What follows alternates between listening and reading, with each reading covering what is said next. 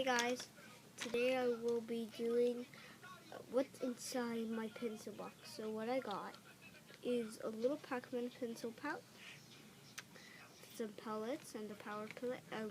These are called U-Pixels, but I'm not going to talk about those.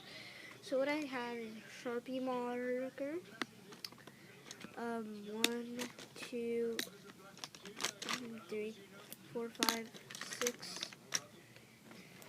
7, 8, 9 pencils, a red pen, a glue stick, Elmer's, scissors, sharp, and an eraser. I was going to say a button, but it fell off of my shirt. That's pretty much it. Sorry for the short video, and peace out, guys.